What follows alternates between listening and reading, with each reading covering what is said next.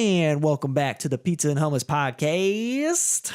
I always do that weird voice. You turn a knob. Yeah. I love doing podcasts. Is that a synthesizer? What is Sneak a take. Sneak a take. That's my favorite line of like all of your guys' YouTube videos. Sneak a take. My best friend Tony still says that all the time. Sneak a take. Sneak a take. As you get the zoom in on the mustache, The it's clearly mustache. not fully colored in. This is the Pizza and Hummus podcast. So why would you listen to the Pizza and Hummus podcast? Am I right, bada bing? Here we go now. Here we go. Here we go now. Here we go. I laughed way too hard at that. That's the worst thing ever. So welcome back, everybody, to the Pizza Hummus podcast. I am Vince, and always with Richie. Hey, hi, what's going on? Nothing much.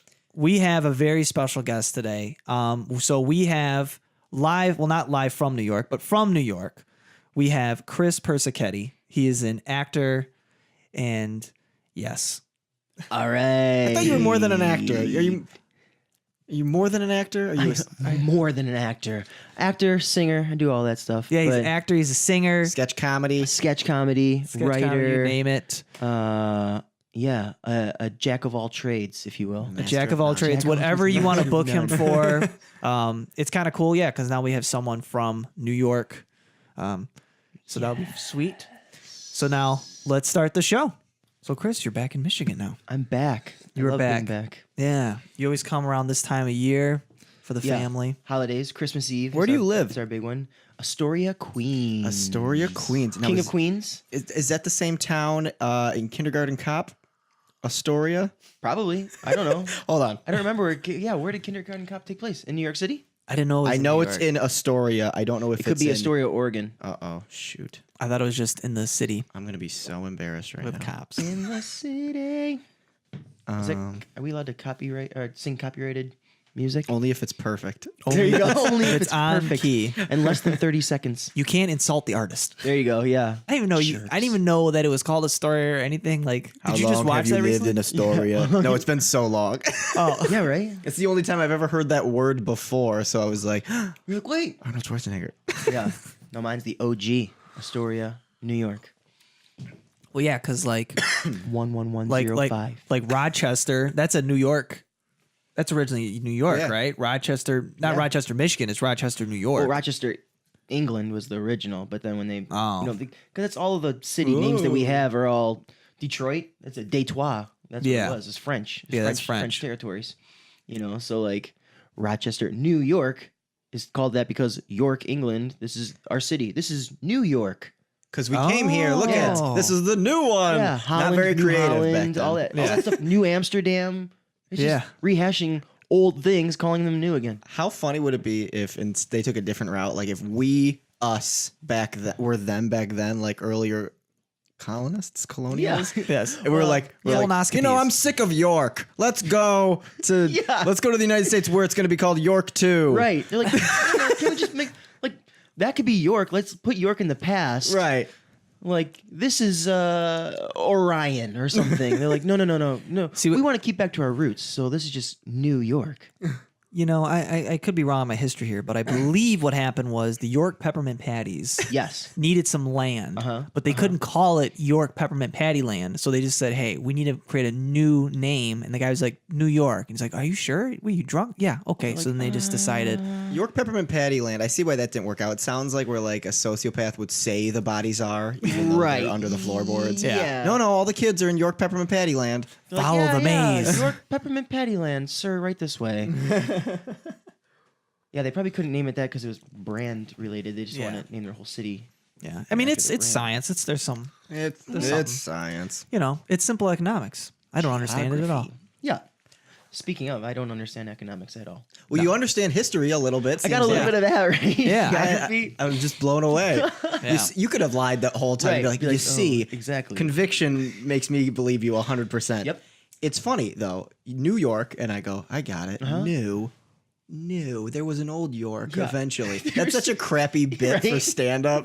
Was there ever an old York? Come on. Come on. Seinfeld bass. Where's the old York? York? Oh. What is the deal with New York? It's not that new. I feel like everyone's Seinfeld impression sounds like he's like about to fall off a mountain. Exactly. Like, oh, Because that's what it is. him trying to cope with simple nuances. It's like always on a tightrope. Always, just, you never know. Seinfeld on a tightrope So- sounds the same as Seinfeld not on a tightrope. What's the deal? So Hello, future Chris. You're currently listening to this on a subway train in New York City. What? Wake up, because you're gonna miss your stop. One day that's I've going to never time done out. that. If you listen to that every day for the next year, one day it'll Yep. be like, and you'll be like, Wake up, that was perfect timing. and I will say, "Thanks, past me." you did it. You did it. You high five yourself. Ding, ding, ding, ding, ding, ding, ding. So okay, so so you grew up in Michigan, Yep. and then you now live in New York, and you've been there since 2009. 9. Yep. 2009. Okay, so a little under 10 years. For some reason, it feels longer. Not in a negative way, but Right.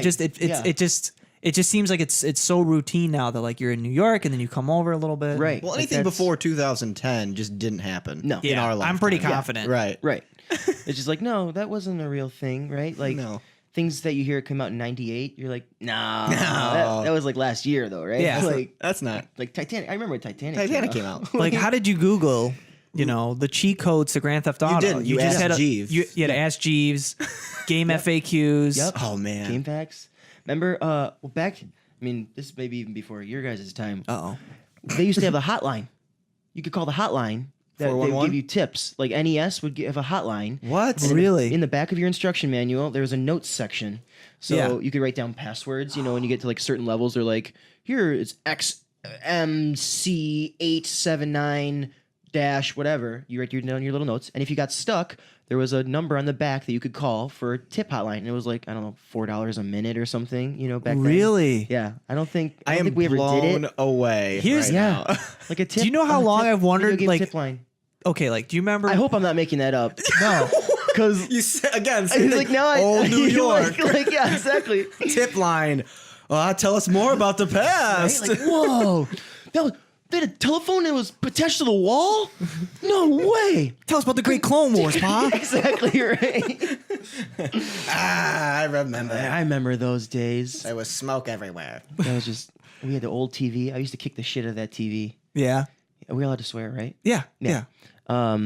Yeah, it was the old tube televisions, so we'd be playing the NES, and number one, you'd have to blow into the cartridge to get it to work anyway. I feel like Yeah. you're an alcoholic. Yeah, exactly. Right. Yeah. And This then, is a harmonica. and then the TV would cycle. So, in order to fix it, I just figured, just tap it or whatever. And if tapping it didn't work, give it a swift kick. Right.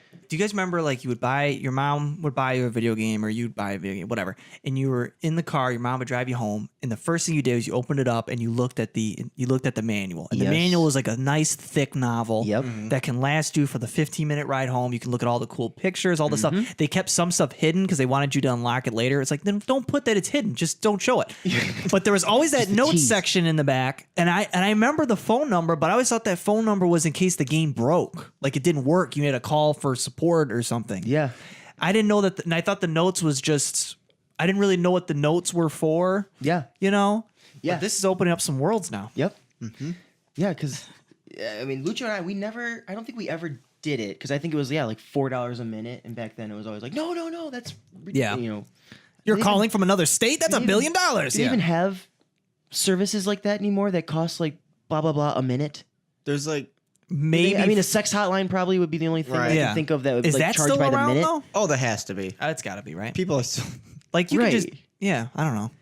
like, I don't know, like, yeah, like, In like more probably rural areas where they don't have like maybe readily available. Well, I mean, I guess everywhere has internet and that's access, I feel like but that's the same thing of like, who's still buying magazines? yeah, Yeah. Give me a break. There's still guy just like, when it was good, when I couldn't see nothing and I had to use my imagination. Yeah. What are you doing? Come on. What? Okay, that's okay. You people called me stubborn because I waited so long to get an apple. That's stubborn. Get with it. He's like, no, magazines. Magazines and telephone. They're coming back. Conversations. They're coming back. He'd probably be the perfect husband. He loves to listen. Yeah. He doesn't care what you look like. in my mind's eye. This is why marriages lasted longer. See? Exactly. This is why the divorce rate is 50%. Yeah. It's distractions. Divorce, please sponsor us. They're like, the surprise is gone. Yeah, exactly. I know what you look like now. Now I can't add Master Chief's helmet to you. Right. I could, but it's expensive. Party City doesn't have what they usually have during October. I get it. The deals, the Halloween deals. Yeah. This hypothetical guy is. You're just stuck up during Halloween at Party City. What do I? Oh, she's gonna look real good in this. So you started with the OG NES. Yeah. Yeah. That was the first. What? Blades of Glory, Blades of Steel, Blades of It's a Will Steel. Ferrell movie. Yeah. Blades of Glory. Yeah. When they run into each other's nuts on the ice. Yeah. Art. So good. Yeah. No, Blades of Steel. Blades of Steel was the hockey game. So you could be okay. like Detroit, but you couldn't be the Detroit Or the Red blue Wings. You'd just be just Detroit. Like What? you'd be New York because they weren't licensed and like none of the players come were on. players. They were just like It was called number Hockey Game. 81. Yeah, exactly.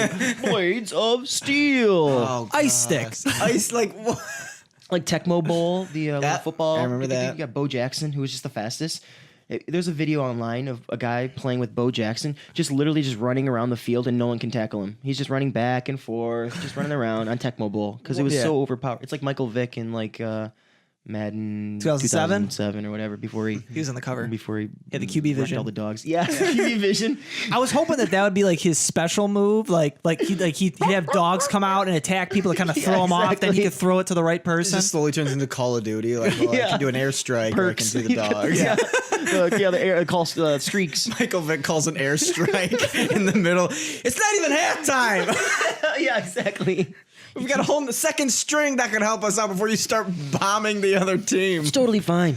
We want to win by any means necessary. Got a bunch of losers here, not ready to do what it takes. I got 10 dogs to do the job of 4 guys. What? What are you saying? I got a pit bull that can replace each of you. Yeah, exactly. Coach doesn't even say anything. He's like, take it away, Mike. I don't know. He's like, hey, You got it, Mike. that pit bull can catch a long touchdown. I don't mind. What was the now I feel Put a it little in a foolish. jersey. What was like the Sega one? Because back then, like Sega, Sega was actually competitive. Sega Genesis. I had Sega Okay, so Sega and I had Genesis. Sega hockey game. I think it was actually called NHL something. Yeah. And Yeah. all I remember is that I couldn't do a single thing without accidentally icing somebody. Yep. And the stupid ref would Yep. be like, "Hey, stop it." Yep. Offsides all day. Yeah. Yeah. I think Sega and Genesis and NES were the two that like kind of were competing at the same time. Yeah. I think, right? Yeah. I would, if I were to make a guess, I might say NES came out first, but probably right around the same Yeah. time. I only had Sega though. Yeah. And I Because think back I then, had like NES, that was but when I like didn't have a Sonic Sega. was like this incredible Yep. thing. The first and game, yeah. it was a big deal. Mortal Speaking Kombat. of Sonic, Tails was always my jam. So you've been to New York now for a good 8 years, correct? Yeah, 2009, 2017, 8 years, give or take, hard a math. little more, 8, Yeah, 9. yeah. Math is Yeah. hard. So In June, it's my anniversary in June 9th. Always. okay, what are some of kind of the differences and similarities with like living in New York and living in Michigan? And I know that there's people who listen to this in New York that are like, you don't know nothing about the Bronx. Exactly. Whatever, Yeah, but- yeah, right. I'm not the authority, but Your experience, what you've lived so far, what are some kind of like the differences between like when you live in Michigan versus live in New York? to me, the biggest thing in my experience, and now I haven't lived in Michigan now for the last couple of years. I know they have Lyft and all that kind of stuff here as well, but transportation. You know, everywhere I don't have a car, so everywhere I go, I'm either walking, on a bicycle. I get an Uber or a Lyft. You know, depending on what gives me the deal at the time. And then I also use Car2Go, which is a smart car sharing system. That's 41 cents a minute, and I just kind of zip around the city. So if what I does need that to. what does that mean? So okay, so it's 40 cents a minute, but how does that work? Like, does a guy come to you? Do you No, so it's app based. So they're all over in Queens. And like all over, Brooklyn. as in like cars are all over, just yeah, empty cars, just parked. Yeah, parked cars. Yeah, It's an honor system. yeah. Well, so when you get to the car, you have to type in your 4-digit PIN, and then it shows up on the dashboard a 3-digit code with that car, and it unlocks the car remotely. You get in, they fill all the gas, they do all that kind of stuff. And yeah, you just gotta make sure. In New York too, there's alternate side parking. You know, so they do street sweeping. You know, Monday and Wednesday on one side, Tuesday, Friday on the other. So you gotta make sure you're not parked in an illegal parking spot and all that kind of stuff. But yeah, generally I walk or take the subway pretty much. Okay. So to me, that's the biggest difference is everywhere I go, I have like, I'm listening to podcasts or I can do work while I'm on my commute rather than having to drive and being, focused on obviously not running into anything. You know what I mean? Also, I think everything happens just later there. You know what I mean? Like, not everything happens later, but It's a later town. yeah, you know what I mean? People are still out at 4 a.m. and, when I drive around here, it's like 10:30, 11 o'clock. Not that. Yeah. I'm sure people, that's I think my experience is very different because I'm only here for a short time when I'm here. But I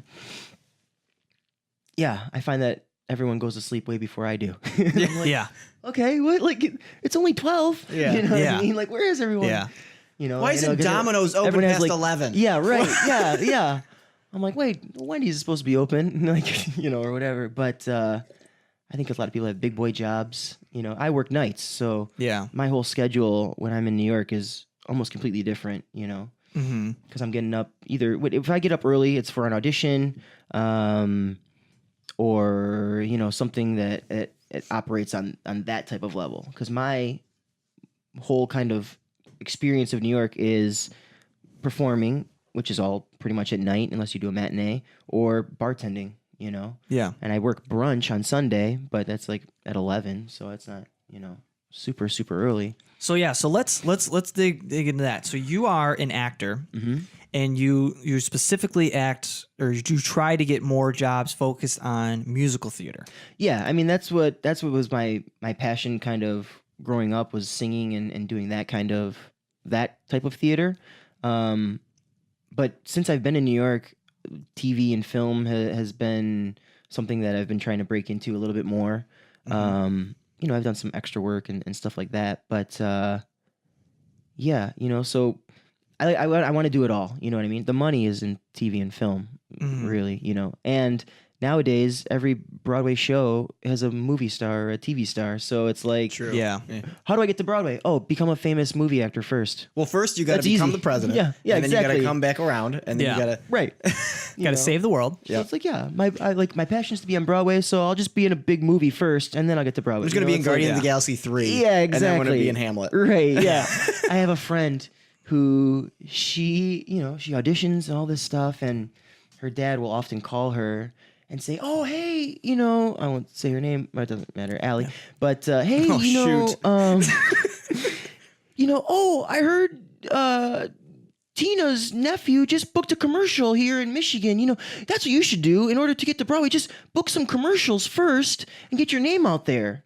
She's like, "Yeah, Dad, that sounds like a great idea. I'll book some commercials right away." They're And he's- just like that's the equivalent of someone saying, "Don't worry about it." exactly. God, I'm having an awful day. I'm so stressed out. Don't worry about it. It's Oh, fine. Wow, I'm fixed. Well, now that you said that, Thank you.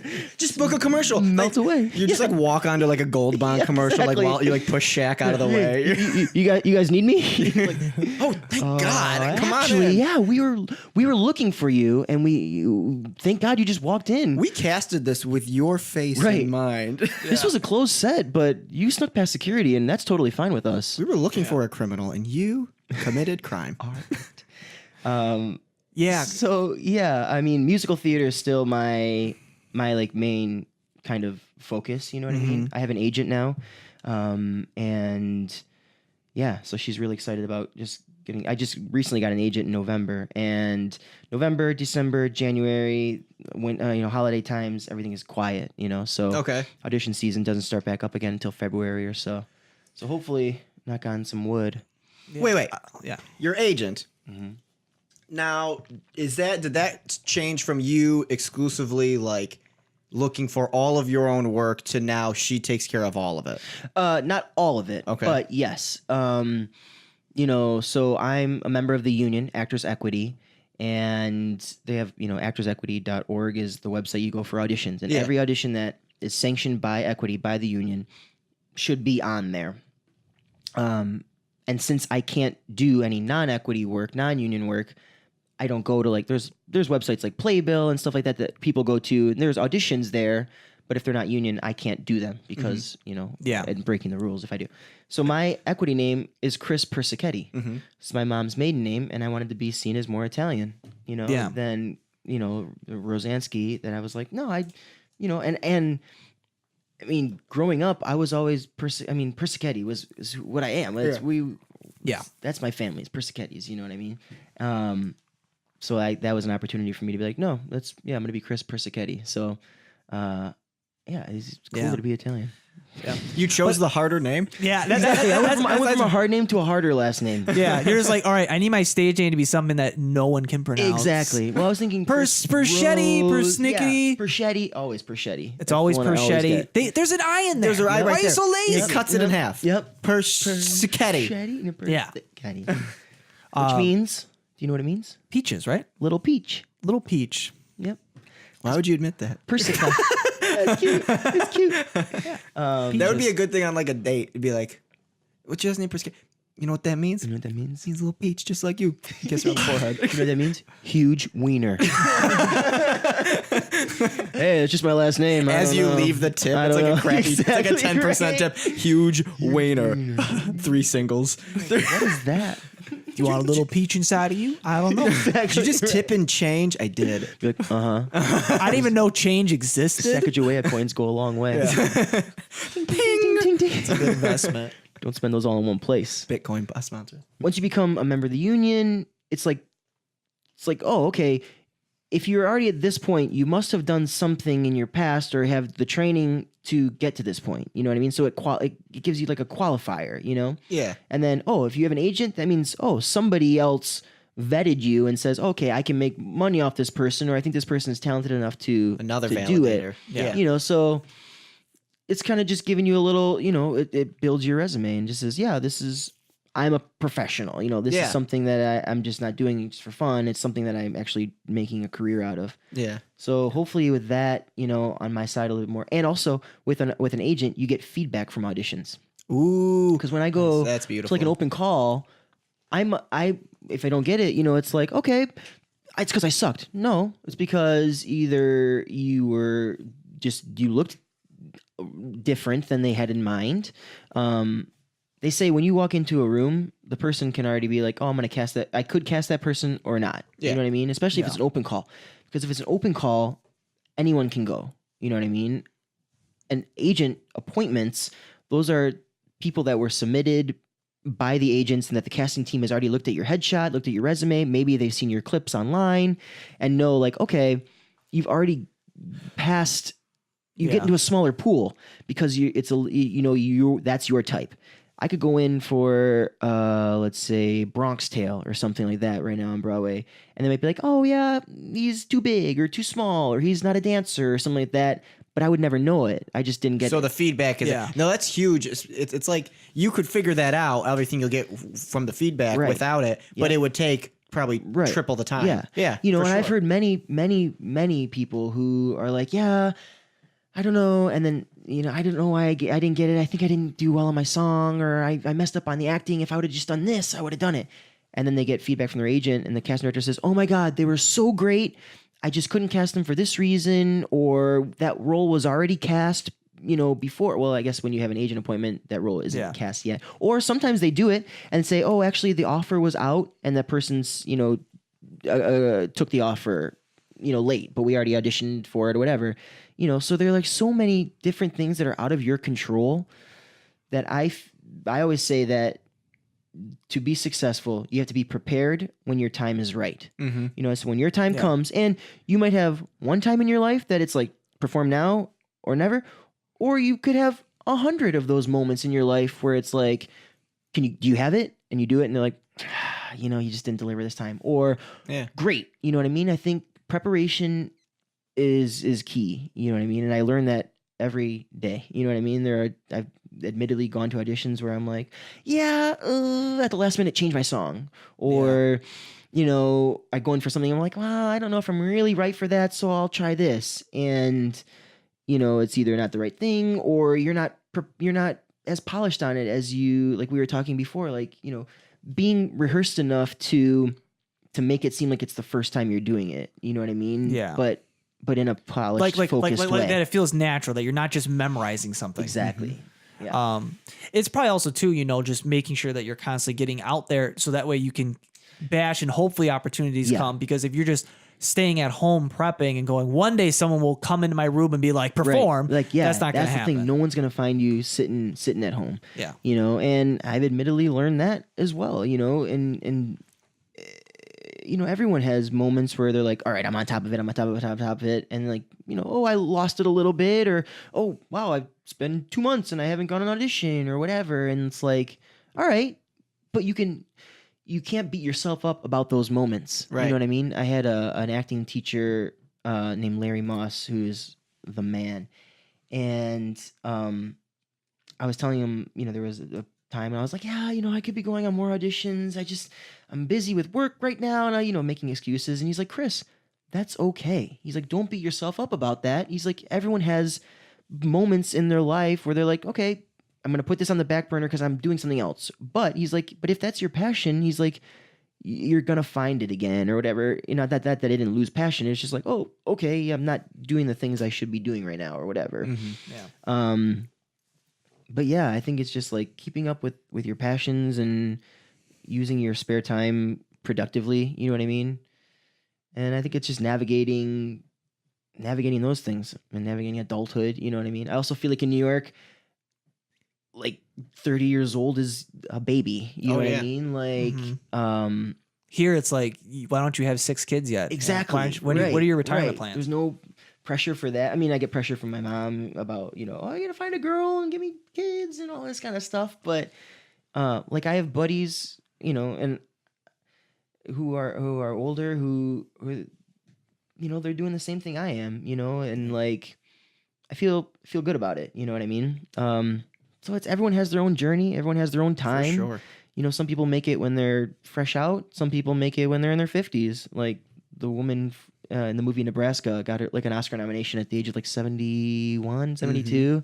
Yeah. It was like, wow, you've stuck with it, and now you're like quote unquote a success in other people's mind. But she could have been working in theater and film her whole life. And it's like, just now you're a success or whatever. But it's Speaking of Breaking Bad, yeah, exactly. Bryan Cranston, he even when he was Hal and Malcolm in the Middle, he was probably 40. Right. Yeah. Yeah. Yeah. John Hamm, all those guys. I mean, like John Hamm, Mr. Out of nowhere. right. Yeah. You Yeah. know, and like they're like, yeah, I just kept sticking with it. And that's the thing too. Sometimes it's just not your time.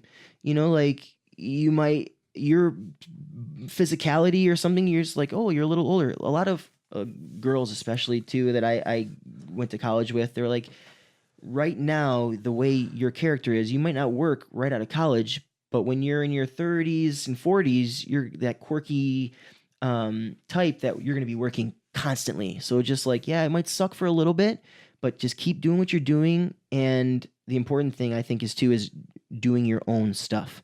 Like, so doing sketch comedy, writing your own material, because if you're not getting cast in something, the way to get seen is to make your own stuff. Yeah. You know what I mean? So to get your stuff out there, get your YouTube videos and stuff like that, because like you said, you're not going to be discovered sitting on the couch. Yeah. You know, and even if it's Unless bad- you're recording yourself playing video games. exactly Then- right, then you right. can. Yeah. Make millions and millions of dollars Yeah. doing things we already do. Like, give me a break. Yeah. So I go to Actors Equity, and she submits me for the things that comes across her desk. But if there's an open call or something that I want to go in for, I will. Yeah. You know what I mean? Provided they're in equity. Yeah. Exactly. Yes. And then I don't know how deep you can get into this, but Mm-hmm. does your is it like your agent, like you got to pay your agent up front, or is it like they get a percentage of what they find, kind of like a realtor? They only make money when you book work. So Okay. you don't pay them at all. They get 10% commission on your jobs, right? So, and that was one of the questions that I kind of asked when I was having my interview with them. I was like, you know, when I see auditions, do you want me to tell you about them? Do you want me to, you know, say, hey, I saw this Rock of Ages in Texas is coming up, you know? And she's like, well, you know, if you've worked with the director, you have and that's the big thing, connections. If you have connections, obviously let us know. They're like, other than that, if you hear about it, chances are we're going to hear about it. Yeah. And they're like, and we want you to work because we get money, we get paid when you work. So we're going to send you out for everything that comes across our desk that fits your type. You know what I mean? And that was really cool to have them be like, yeah, we, this is a business. We want to make money, and in order for us to make money, you have to work. I love that. Yeah. So they're like, yeah, we're gonna send you on for everything we possibly can. If you have a connection, then let us know. But other than that, be assured that we are going to be submitting you for as much as we possibly can. How often are you going a week? Now, not when you're.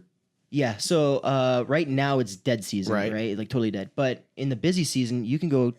2 or 3 auditions in a day. Good. You know what I mean? Yeah. Okay. And for me specifically, I was a very specific type, and more so I've lost some weight now, but so now I'm in like a weird tumultuous, kind of changing state. But you're not like really big, but you're also not really big in terms of muscular either. Yeah, You're Jonah Hill and not Wolf of Wall Street. Right? Yeah, Moneyball. You right? look great. You're like moneyballing it. Yeah, I'm like, all right. You think you could work with? I need a Seth Rogen. Yeah. Please sponsor us. But so yeah, for me, so I would see 2 to 3 auditions a week, depending on whatever. Sometimes 0, sometimes 5. Yeah. I have a lot of friends who are either dancers or chorus people who fit more of a that dancey chorus mold that. I hate it. It's like there are in the business there are people who are considered like chorus people and people who are considered principal people, and the thing is sometimes most of the time the chorus people are the most talented people because they can dance, they can sing, they can do it all, and the principals can't dance, so they're like, well, you're a good singer and you can act, Yeah. And they move you around like a puppet. Exactly. Yeah, right. Yeah, they're like, do this. So those dancers, they're auditioning constantly, you know what I mean? That's got to be exhausting. Yeah. So I have friends who they load up and they're out all day. So they're like, okay, I might not be home till 5, and it's 7:45 in the morning, so I have to pack literally everything for my entire day. And like I said, you're not in a car, so you're carrying it on your back or like in a little really wheelie suitcase. You're getting portable real quick. I hate to say it, but for women, it's the worst because they have all their stuff. They have so much stuff, and they don't want to come to the audition, audition ready, because number one, it's a lot of stuff to go through. You have to put on dresses and all that kind of stuff. So I see a lot of the girls mostly bring their normal clothes and then change. And also it's like 7:45 in the morning. They don't want to be hit on the subway by random dudes. If they're in there auditioning. Yeah. Because when they go to auditions, they're made up like they're on, a movie or on stage, so they're stunning, Yeah. Not to say that makeup makes you stunning, but No, I know. Yeah, we you know get what I it. mean? We Like- get it. Yeah. Have you ever seen like a girl who has like a dance recital's the wrong word because she's an adult, but like a dance recital like that night, and for some reason she put it on early and just like, you look weird. You're like, whoa. But like it's like a crazy level of like heightened. Yeah. Just like, you're better than everyone else Yep, here. yep. You're like, whoa. Oh, Dreamweaver. The Dreamweaver. I live for Dreamweaver moments in life. Right? With like the beam of light hit you from behind. Oh, yes. She will be mine. What they don't tell you is that the world stops. Yeah, right. So you like doing musicals. How did this all kind of start? What got you more into like, I want to do musical theater? Was it I love music and acting and musical theater is a combination? Was it, or did you have like, I loved acting and then eventually you like, how did that all begin? You know how we do. We talk about our childhood and how we start off. How did that all kind of get into like, I want to do musical theater instead of just I want to be an actor or I just want to be a singer? Because it is a hybrid. Right. Absolutely. I think, growing up in our family, we were always surrounded by music, always. You know what I mean? Every day, Nano plays the piano, and my grandfather plays by ear. He doesn't read music at all, just plays by ear. Always music, always music, always music. And growing up with your dad and Uncle Vince and my mom, like 80s rock music always playing. So we were just always singing. And in 4th grade, we were in choir, and we were just singing because we that's what we did, So other kids who wouldn't sing, we just sing, right? So my teacher was like, wow, we actually have some kids who really like to sing, you know what I mean? So they said in 4th grade, how would you feel about putting on a musical? And we didn't know it that well. I didn't, I was a kid, 4th grade. I don't know. So we were like, okay, yeah, sure. And they said, we're going to do HMS Pinafore, which is an old Gilbert and Sullivan musical. I am the captain of the Pinafore. So it's like Okay, yeah. old school style. Is that the sequel to Oliver Twist? It's same vein. Yeah, exactly. Like all those shows are kind of the same. Yeah. Like English, all Everyone's poor. based on that. Yes, exactly. That's what it is. Yeah. So everyone's fighting for status, Yeah. So they were like, how would you guys, we'd have to give up recess, all that kind of stuff if you want to be one of the leads in the show. And then 4th grade. Damn, Fourth that's early to grade. give up recess. 4th grade. Yeah, exactly, right? Seriously. And I got one of the leads, and it was like, oh, this is cool. I was the captain of the Pinafore. And, it was fun. And then in 5th grade, we did another show by the same composers. Gilbert and Sullivan. Yeah. Pirates of Penzance, if you ever heard of that one. That one sounds familiar. Yeah. So that was 4th and 5th grade. And then my mom saw an open audition for Oliver Twist at Avon Players. Shout out to Avon Players. And my sister and I went out for it. We got in the chorus, and we did almost every single show at Avon for kids. Not for kids, but where there were kids roles, we did almost all of them. There were 4 kids we were almost in everything, So growing up, that's what I did. It was just all musical theater. So I think what your question was I started as a singer, I think because we just were always singing, and then just by necessity, it was like, oh, okay, yeah, I like doing musicals because I like the acting part of it, what I mean?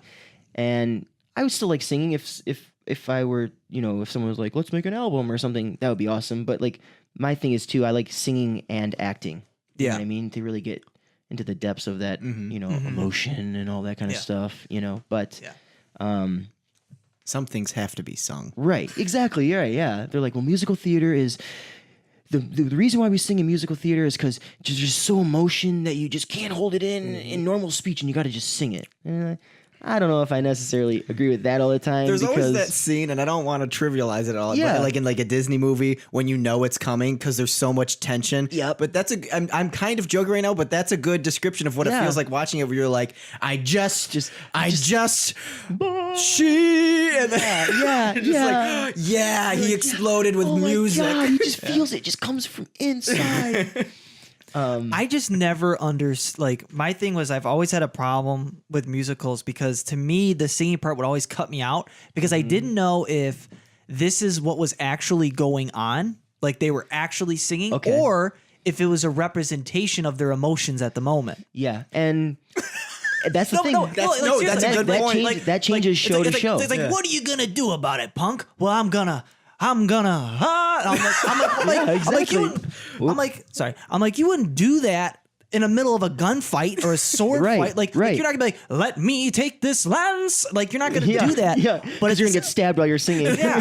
So it used to. This guy just started singing. So then my brain just always said, okay, so this is just like this is a metaphor for how they feel, and this is how they're expressing their feelings. Because then when they would go back into for every musical, there's always like a little bit of acting where acting is in they're not singing, they're just saying lines. I go, okay, this is reality now. We're back to the real world. Right. Yeah, so what are we gonna do?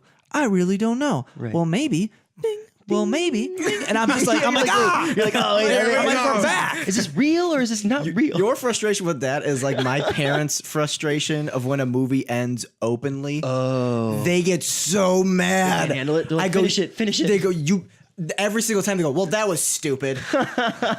And I go, you don't like that? I go, that's great. We don't know. You can use your imagination. Listen, I didn't pay to use my imagination. That's like them complaining about making the their writer's own job. Yeah. I don't want to go to a salad bar and make my own salad. You're at Apple Fridays. Come on, just I don't like it. The Tuesday salad bar. There's croutons here. Come on. You can do as many croutons as you want. You're not limited to the. No one's judging you. Just take an extra scoop of croutons. Yeah. They're garlic. Put these in your purse, Mom. Why are the bacon free. bits always at the end? Yes, yeah. They want you to fill up on leaves, Right. And then you get to the pork. Foliage. Well, it's like, because with Richie and I, we were always into like acting and making like videos for ourselves, and then we had to to get onto the student news where we could do our skits and do all of our stuff in high school, we had to take a theater class. Yep. And that was actually good for me because it got me to really appreciate the idea of live theater and musical theater, in that, like, in film, everything is super coordinated and super controlled, and the camera only shows you what you want to see. Whereas when it's live, you have to figure out how, like, the actors, everything has to be designed to where you can keep focus on something, and and it's live. If you make a mistake, too bad, so sad. You can't just, let me go back in the final cut and edit it. There is a different mindset that, from my very limited knowledge of the transition between the two, of when you're in a skit or like sketch comedy, it's like your brain is almost like the second you mess up, drop character immediately. It's the exact opposite of what is it? Not a meta, whatever, an actor who's always A in method character. actor? Method actor, It's like the direct opposite of the second I go, like I Porky Pig it. Yep. Then I immediately go, come on guys, restart, because you want it perfect. As opposed to, if you do that in theater, Yep. Did you say whoops? You just gotta go. Yeah. Like, What are you doing? what? Oh, yeah. Did you have that transition at all? Even though you didn't come from like sketch comedy, Yeah. I mean, being a human. there's a big thing when you're in rehearsal, when you mess up. A lot of actors say, they'll flub a line and say, "Oh, I'm sorry," and the directors. A lot of times, I've worked with directors who say, "Oh, don't say sorry," because if you say sorry, if you mess up the line in the show, I've seen actors do this where they're in a show in the character and they mess up a line. They go, "Oh, sorry," and it's like, "Oh, but You just cut us out. in real life, Yeah. if you talk, sometimes you stumble." So that it almost sometimes it could be even more natural. You know what I mean? Yeah. But if you say sorry and it takes the audience out right away, but it's a natural thing. is, And 100%. especially when you're live, it's nerves, and I think that's one of the joys of live theater, and one of the reasons why a lot of audiences like to go see something live is because you get that, human interaction, and the fact that you're like, oh, I'm seeing this. Anything could kind of happen, and it's like a once in a lifetime kind of thing happening right before you. Yeah. Like in film, you could take multiple takes, get the best one, best Yeah. angle. And if I go see Star Wars and you go see Star Wars and you go see Star Wars, it's the exact same. But if we saw a Right. live performance, the opening night yeah. might be that's their best. They're giving 100%. Or maybe towards their last night, they got it down to a rhythm where they know it by heart or whatever. So, And that's the thing too. I bartend at a busy New York City theater centric restaurant. It's called Joe Allen. It's right in the middle of everything. Joe Allen, please sponsor us. And they might, because I work there. Right? I have connections. it's not as classic as, our nice Chili's chain and Exactly. Applebee's here. Right. Have you ever been to a nice Chili's? And the good old Ooh, Chili's, yeah, a is a little nice booth. baby back ribs. Hey. Barbecue sauce. But at Joe Allen, isn't there something like there's some sort of wall? There's something there that makes it kind of iconic we're- for the musical theater community. Yep, we're known for the flops, called the flop wall. So there was a show called Kelly, and it was about.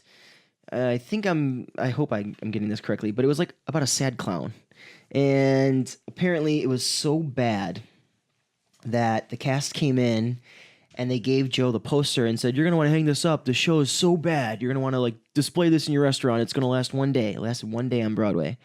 And it became kind of like a thing, so people would bring him posters and say, "Oh yeah, this show's going to flop." Or if it did flop, he would put them up on the wall.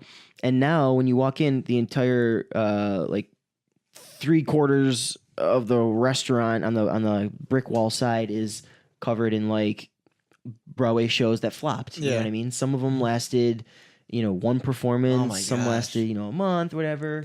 Or they may have run, but they lost millions and millions of dollars. They didn't make their profit back. And the funny thing is too, it's kind of cool because you see every show has a celebrity in it. You know what I mean? Yeah. Like Bernadette Peters, Mary Tyler Moore, Stephen Sondheim, who's regarded as one of the greatest musical theater composers, has flops on our wall. So just because you are somebody doesn't mean that everything you do is going to be Untouchable. Exactly. Yeah. You know? So people sometimes producers and actors they want to sit next to their poster. Like, oh my god, I'll be serving a table. Well, when I used to serve, I bartend now, but I would be talking to a table. You're like, I was in this show, or this is my show. Here's my name as a producer. Like I lost a lot of money on that one, but it's almost They like it because it remembers the shows that people kind of forget. There's a lot of work went into that. Yeah, absolutely. It's a lot theater of work, a performance. lot of money. Yeah. It's almost like a badge of honor, It's a too. badge of honor. That's what I say. Now it is, yeah. Yep. Yeah. You I know mean, what I if say? all your movies are up there, like, oh, Yeah. well. Yeah, exactly. And I say, Joe, Whoops. this is my body of work. All of them are terrible. Where's your portfolio? Yeah. It's at Joe Allen. Have you ever been to Joe It's on the flop wall. But yeah, if you have at least one, Yeah. that way you're even more famous because you're like, not only am I the best at being the best, I'm also the I best was at being also the worst. Yeah, and so many people are on that wall that you're like, wow, Jackie Mason, like your show flopped. You know what I mean? Like, Yeah. It almost creates a human level to them. right. Like they're not just like the yeah. Tupac musical. Like that's on the wall. Like, how did that flop on Broadway? It was a Tupac musical. Yeah. Ba-da-dum-bum-bum-bum-bum, California. Yeah. And all these people, they were It's rapping. like the equivalent of Shaq getting a Sega game. Yeah, exactly. You're right. And I love that game. Yeah, right. Shaq Fu, please Shaq, sponsor us. in Foo. Wapa. Tupac the musical sounds like something I would say in a Yeah, crappy exactly. addition to a conversation. Yeah, like Tupac the musical, and one guy laughs. Yeah, right. Like I three wonder if guys it's are almost sitting around. similar to like the plot of the producers were like, they were like, Yes. we need to get something on that You know wall. what we need to do? Tupac the You musical. know what the Broadway community would really respond well to? A rap musical. Well, I won't say that because Hamilton. Yeah. Yeah. What's his face? Lin-Manuel. Like, but I will say that is definitely musical theater rap Yeah. compared to what Tupac was bringing for you. Yeah. But But you think, yeah, I imagine they'd be like, okay, people love Tupac. They keep buying his albums Right. even though he's dead. Yes, exactly. Or is he? And then, Right, and then right. they're like, well, we don't have to really write the music because it's already it's there. right there for you. We pretty much know his story, so we could just write a little bit of the story and then we're Right. done. And the thing is, I didn't see the musical, so I don't know if it was his music with like the story of his life, or if it was just his music with like a story that was written to fit his music. Yeah, you know wonder what if I it was mean? like they're like, you know what? Across the Universe did really well with Yeah, the Beatles. right. Yeah. Tupac needs a Exactly. musical. Yeah, exactly. I don't think he Right, does. right. Like Queen has a show called "We Will Rock You." And it's I all- will see that. Yeah. That Yeah. sounds amazing. and I've it's never all seen Queen it. music. Yeah. But the storyline is very like futuristic. So like there is a queen in it, but she's like a futuristic alien queen or whatever. Yeah. But apparently it's pretty solid. You know what I mean? Oh.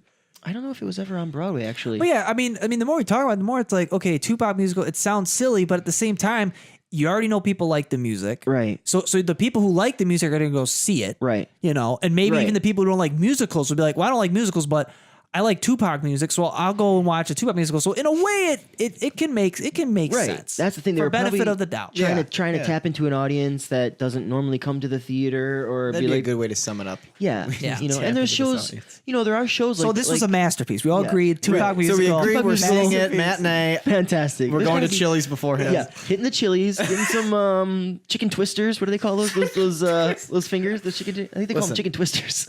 At Getting their Chili's. shrimp tacos. There you We're go. not going to say anything about it. There you go. Yep. But yeah, so Joanne's known for a flop wall and then the celebrities that come in there. Just like everyone who's been on Broadway or who sees their celebrity friends in a Broadway show. It's like Al Pacino's favorite restaurant. He comes in all the time. nice. He's the man. Like, he's not, asking life story, but he's always very nice and very polite. And like, oh, thank you so much. Thank you. Oh, can I get this? Yeah. Oh, thank you. Like, kind of just what you want Al Pacino to kind of Right. be. What you would know hope. I mean? Yeah. Does a little cocaine. when Yeah, he's at exactly. the Just a little bum. Hoo-ah. All right, I'll take that burger. And, He did the thing. Double espresso with a twist. All right. I Comes in watched with a loaded gun. He shows a picture of his family. Say hello to my little friend. My little friend. Yeah, He got a new puppy. exactly. That'd be amazing. Oh man. So Al Pacino the musical where he Al adopts a Pacino. puppy. Yep. It's a Yep. rescue. He It's a can't stop rescue. telling people. It's called about it. My Little Friend. Yeah. He's really into rescuing animals right now. Yeah. It's It's really trendy. You know, you guys got to stop. You know, there's kennels. Yeah, exactly. So I was where I bartend on the service side, you know, where I'm making a lot of the drinks for the restaurant. I face down the hallway where the restrooms are, right? So I can see who goes in and out. Well, I watched this older man. Well, Al Pacino was already in the bathroom. I knew he was in the first, their individual rooms. So I knew he was in there, and I saw an old man waiting.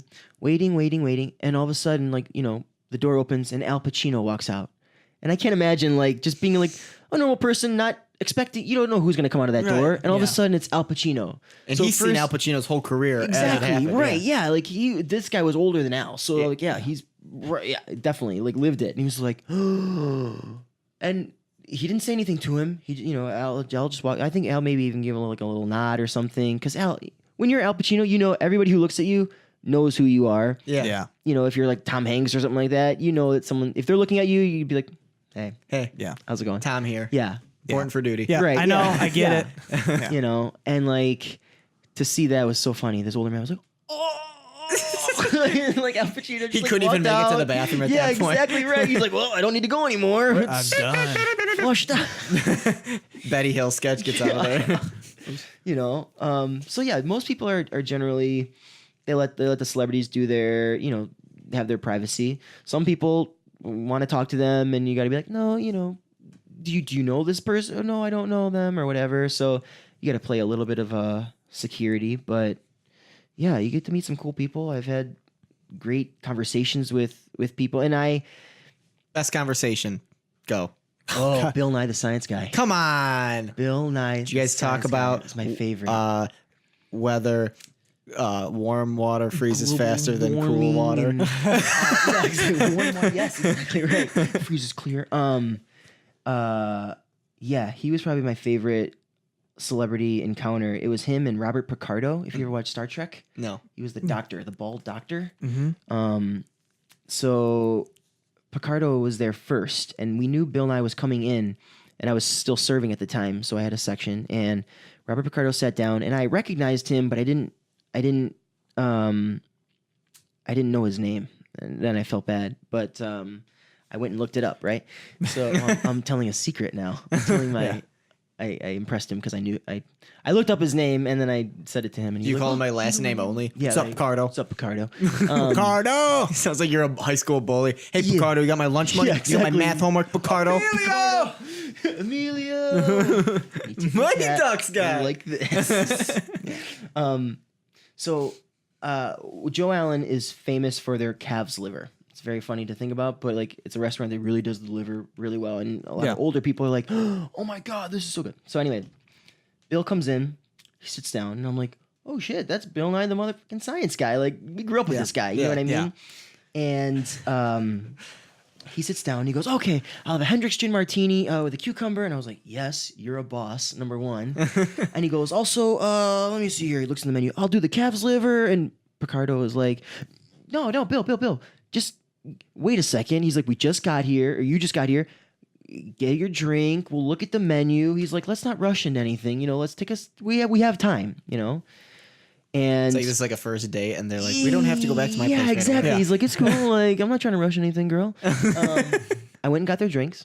I came back, and I had heard Bill. He was like, "Oh, I'll take the calf's liver." And when I came back, he goes, "Oh, okay, I'll do." I think it was like the chicken or the meatloaf, which everything in our menu is delicious. I've been there, you know, 6 years on, you know, to leave to do shows and come back, but everything is delicious. But the calf's liver is like, if you like liver. It's like that's like the place. Like Nano, when he came, he still asked me every day. Like not every day, but like he's always, "Oh, they still got that liver? It's still as good?" Yeah. So anyways, I come back to the table and Bill goes, "I'll do the chicken and he'll do," or Ricardo was like, "I'll do a burger." And I was like, "Oh, now I know you mentioned the liver. Like if I were you, I think I would get that." And he's like, "Wait, really?" He's like, it's really, really good." And I said, "Yeah, if you like liver, this is the place to get it." And he goes, "Well, we were gonna have like a little, you know, share a little bit, and Robert or Bob doesn't like it." And he goes, "Oh, I like chicken liver, I like duck liver." He's like, "But I don't like calf's liver." And Bill looks at me. He's like, "But if you're telling me like that's what I should get, you know," he goes, "I always say you regret 100% of the things you don't choose." And I was like, "Oh, that's interesting." Similar to Wayne Gretzky, you miss all the shots. Yeah, exactly, right? Sure wasn't Wayne Gretzky? Right. Yeah. I was like, we got that from the great one. And he's like, well, and he asked my name earlier and he used it, which was always cool to me. Like when a celebrity uses your name, you know what I mean? Like shiver a little bit. And he's like, well, if Chris says got to get the liver, then I think I got to get the liver. And he's like, I'm sorry, Bob. If you want to try, you can try it. But if you don't, like, whatever. At this point, you're a puddle on the Yeah, ground. Yeah. right. I was like, oh, you're the man. You're just like, are you my real dad? Right. Exactly. Right. And so I walk away, the food comes, and I check in, and I come over, and I go, how's that liver treating you? And he's like, oh my God, thank you so much. He's like, thank you so much for having me get this, you know what I mean? He was like, I just moved to the city, because he was, based in LA, and now I think he's based primarily in New York, or at the time, at least he had just moved, and he was like, this is my, like, I love this. He's like, thank you so much, and Robert was like, yeah, it's really tasty. I tried it and it's delicious. Thank you. And I was like, awesome. So I was like, oh, this is sweet, right? Like, it's Bill Nye the Science Guy. It's super cool. And I saw on the table, he was drawing a bicycle, right? But he was drawing it like a simple machine, like 2 circles, like sticks, whatever, a little stick figure on it. And I was like, this is Bill Nye drawing a simple machine schematic on the paper, right? He's doing schematics. Right. Most people Like, call it doodling, he's but like- when it's he's Bill just Nye doodling, doing it, it's a he's like, schematic it's a of the schematic. mechanics. Physics, like all this shit. And I'm like, I told all the other servers, I go, I'm taking that paper. Nobody else cleans that table. That's mine. Like, that's my table. This bike can probably fly if I follow the instructions. right. Yeah, exactly. Like, yeah. This like- bike takes you back in time. Right. Yeah, exactly. This is a fucking time warp bike. So I, at the end of the meal, I come over, bring dessert menus, and Bill goes, all right, well, we want dessert, but we're going to let you pick. He's like, whatever you think. He's like, that's what we want. And I go, do you like bananas? And he goes, yeah, we make homemade. All of our desserts are homemade, but our homemade banana cream pie is like famous or whatever. I guess it's another thing that we're known for. And I was like, all right. I brought him banana cream pie. I was like, do this. And my manager was studying to be a teacher at the same time. And she was like, oh, I'm using Bill Nye videos with my kids. Yeah. And I was like, oh, can I buy him dessert? She's like, oh my God, please buy him dessert, buy him a round of drinks, whatever. And it's funny too, because celebrities get things bought for them more than normal people. It's so funny. You don't pay for You're like, things. you're rich, and we're gonna buy you stuff. Yeah. Because I recognize you from a TV. Anyway, Yeah. the world we live in, capitalism. So I bought him dessert, and I come over and I said, oh guys, thank you so much. Dessert's on me or whatever. They're like, oh, really fantastic. Oh, thank you. And I said, oh, it's been a pleasure. Mr. Nye, Mr. Picardo, and Robert Picardo looks at me. He goes, wait, you know who I am? I was like, yeah, of course I know. And I looked it up. But I was like, yeah, And Bill looks at me and goes, will you stop doing that? He's like, you were on the greatest television show of all time, Star Trek. Yeah. He's like, to me, you're more popular than I am. And he goes, Chris, every time I'm out with this guy, everyone's always looking at him. And it was like a celebrity being like overshadowed by another celebrity. But I was like, well, I said, if my buddy Kevin were here, he would be all over you regardless. I said, sorry, Mr. Nye. I was like, yeah, you're nothing. But, I have a buddy who's a big Star Trek fan. And they're like, oh, well, thank you so much. This has been so great. So as they're leaving, Bill, and P.S., he did wear a bow tie. Thank you. Oh, obviously. okay. I needed to know. I already that. pictured him with it, but I need Was wearing a bow confirmation. tie. Now it's a real Yep, bow tie. definitely. Cool. As he's leaving, he gives me a tap on the shoulder. He goes, hey, Chris, I left something on the table for you. It's the bike. It's the bike. But next to it, he writes, nutrition is science. Bill Nye the Science Guy. I'm going to go Nice. to bed forever now. Signed it. And I took that paper, and so now framed in my room, I have the bike and Bill Nye the Science Guy. in a frame. Nice. So yeah, that was probably my favorite. That's the greatest thing ever. Story. He gave you a new episode. Yeah, exactly. Here you go. Right. He's like, here you go. Yeah, so he's cool. Michael Emerson from Lost, who played Ben Linus. He's one of my favorite bar regulars. He comes and chills at the bar. We talk about, when he saw Interstellar, he was, I just saw the craziest movie I ever saw. I don't know if I liked it or I didn't like it. I don't know. I think I need a beer. You just had to come and talk about it. Yeah, What do you think that means about my childhood? Yeah, right. I think I have Can to gravity call, do that to I time? have to call my dad. I don't know. I just get the weirdest feeling to call my dad. So yeah, we get some cool people. Tom Hanks hanging out like in a Cape Cod sweater, drinking a Diet Coke and eating meatloaf. Like, Is that why? yeah, that's why I drink Diet Coke now. Yeah, Now- just Tom Hanks just drink it. I Hanks. drink it. That's now, it. Now I just pay my allegiance. If it's good for Is that why you ride the if it's bike good to for the public Hanks. places? Because Yep. Yeah. I use a typewriter now Bill too, Nye, like yeah. him. I only write notes on napkins because Bill Yeah, Nye did exactly. It. Yeah. Right. Yeah. What would Bill Nye do? WWBND.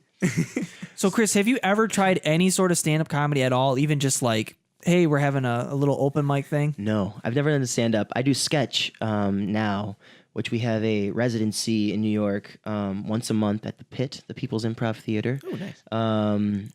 Yeah, so I got involved with this group about a year ago, and we would do intermittent shows at this place. And then they asked us to be like one of their like resident, like not teams, but Nice. one Yeah. of their house. That's you know, awesome. house- Now, did you have house like groups. classes leading up to it? Like, No, I never took classes. Okay. We never did any of that. But this place offers classes. The guy who started this group, he's bi-coastal in New York and LA, and he's got some crazy, like, after I met him, I was like, oh yeah, I recognize you. He was on like Dexter, or like little parts in Yeah. different little places that I see him in.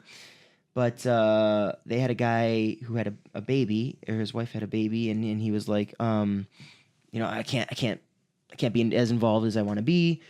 So a friend of mine from college was in the group, and she said, you know I was doing sketch comedy a little bit with a buddy in a, you know, just a light form, not super serious about it, but we had, you know, made videos and live sketches and stuff. But she's like, you know, you want to come in and have an interview? And I've been working with them, for like over the last year and a half, 2 years.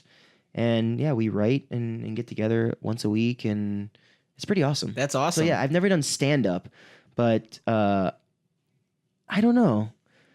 I would like to. I don't know. Because if I I'd feel be like even when I was growing up, like I feel like you, at least your family, you guys would watch stand-up comedy all the time more Yeah. than Yeah. like my family really did Right. that. But I guess my mom, them, like they did sometimes. But I always Yeah. felt like at your house, 'Cause Comedy it Central, was that's always all- Comedy that's Central all I ever Presents was watched. always on. Yep. Just Yep. Comedy Central Presents. Yep. And I remember as a kid, I was always so confused because I was like, why are we watching Right. a guy talking on a microphone? And then as I got older, I started to kind of get it. Like it's a storyteller, and the way that they do it, like it puts the image in your mind, and you get the whole performance, and it's like, wow, this is amazing. And then I got hooked. So what you're saying right now is you're accrediting me for your entire comedy career. Everything. Probably say so, Awesome. yeah. Awesome. Everything, I'll yeah. take it. Yeah. So the group right now you're doing is improv. It's an improv group. Sketch. Only sketch. Oh, We okay. don't no well, The place is called an improv theater. yes. Okay, that's why I asked about yes. the. Okay. Yes. And so there's UCB, Upright Yep. Citizens Brigade, the Pit, and then there's one called the Magnet as well. But the Pit and UCB are like the two top ones. You know, I think in most people's opinion or whatever. But yeah, so we do. The guy who is in charge of us, he does like to improv a little bit sometimes, and sometimes he'll do it like in the middle of a sketch, which is kind of like, dude, okay, all right, we're going with this. All You know what I right, mean? yeah.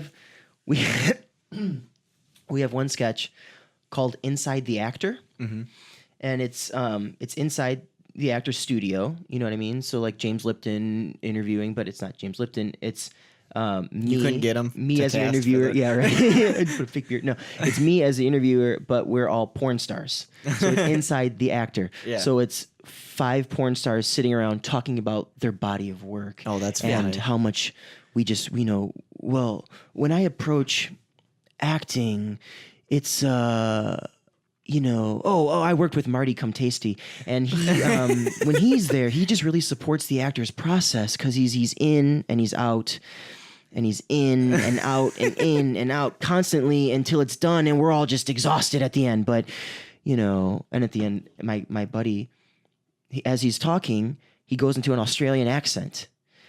And he's like, oh yeah, you know, I was getting ready for this shoot, and I was down under, and all of a sudden I was like, crikey, and I was like, oh, and we just went into a thing. I was like, oh, excuse me, did you just change your accent? He's like, oh yeah, I'm actually working on a film right now. It's called what did he say? Thunder from Down Under, or he goes, yeah, I'm working on a film right now. It's set in the outback. It's Crocodile Dundee, and everyone we are all just like, Very nice, because you just like threw it out there. You know? So we do sketch, but he likes to keep us on our toes. That's awesome. I love that. I'm personally a method actor. So when I play as a pizza man, I deliver pizzas for 4 months. Exactly. I might steal that. No, it's good. You'd be surprised how many people just give you money. Yeah, exactly. Right. I just bring them an empty box. I don't know.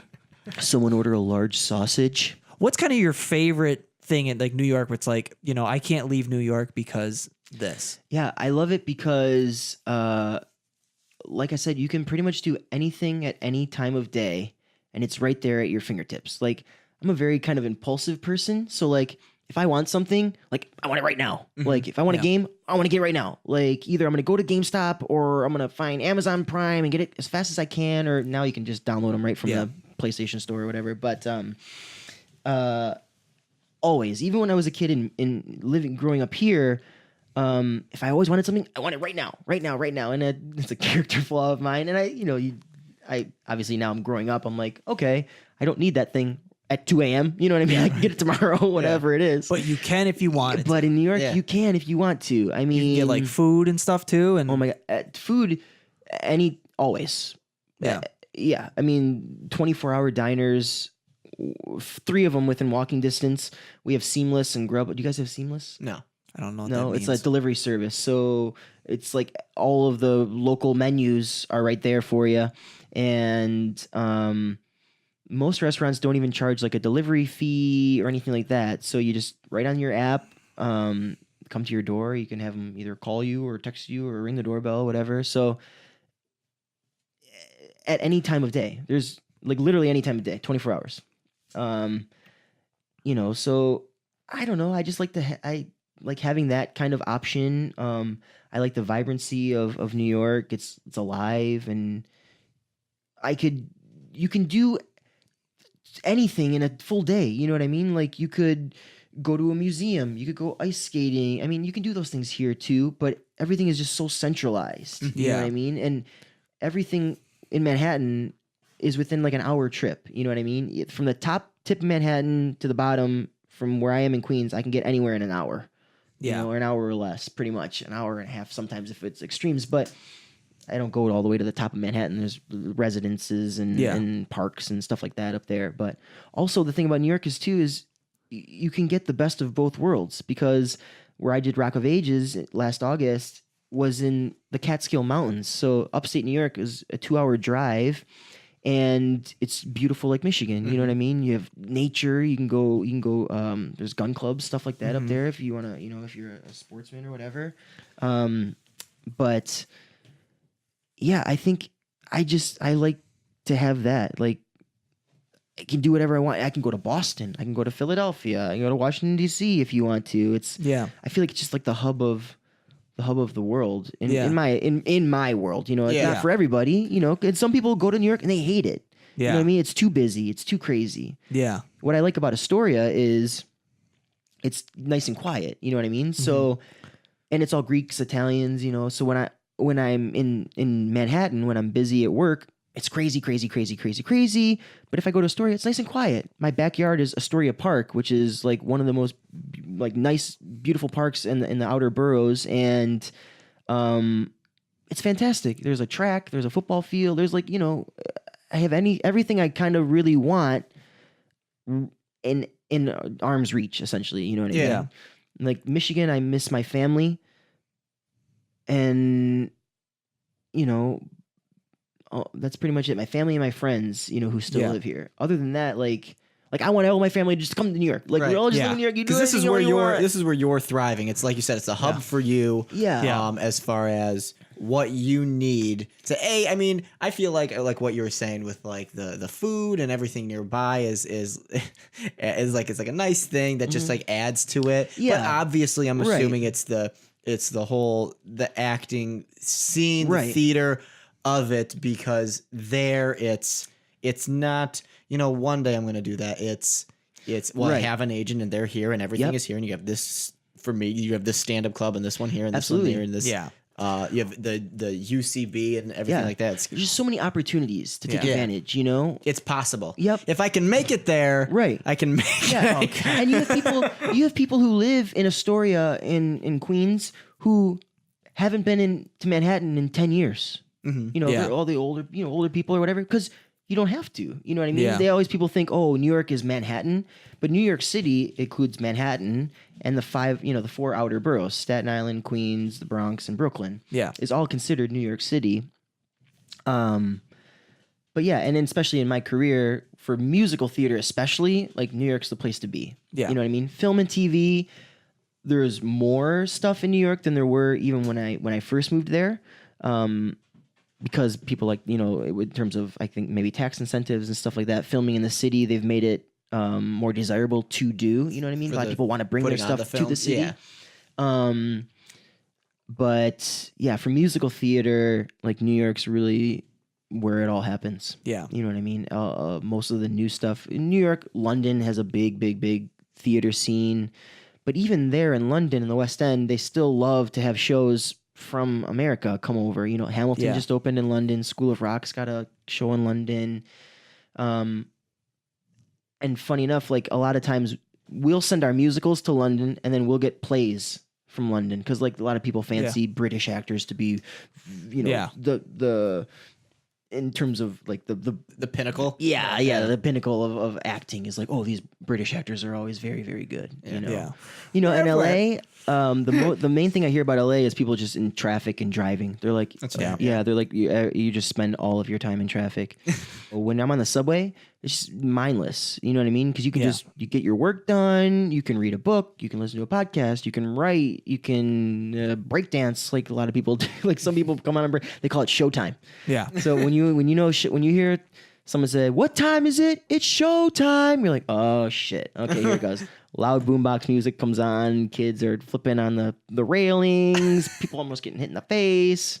People are like, I'm just trying to get to my 9 You're to like, 5. I just want to get to work, or I just want to get home. It's like 7 a.m. Exactly, right? Yeah. What time is it? It's 7 a.m. Sit down. We've been up for 3 days. Yeah. And another thing I love about the subway is, I think when I first moved to the city was kind of like, oh yeah, this is New York. So when I was in the subway train, if you look around, if on a full subway car, you are literally in a melting pot. Yeah. Like, I'm there as a 29-year-old actor. I was 21 when I moved there, 21. And, you know, you could be a 21-year-old kid who's an actor. You could be a 15-year-old kid on the way to school. You could have a businessman, a homeless guy, just all kinds of walks of life, different cultures, different ages, super old people, super young people. Just everybody's just getting to where they have to go. Yeah. You know what I mean? It's funny that it's universally used like that, as opposed to it like slowly becoming like, well, I'm not going to take the subway. Right. It's just like everyone's just like, oh yeah, I got to take the subway. That's how you get around. Yeah. And, like, you know, that's usually the fastest way most of the time, you know, especially if you're in Manhattan. It's most of the time faster to either walk to where you have to go or take a subway.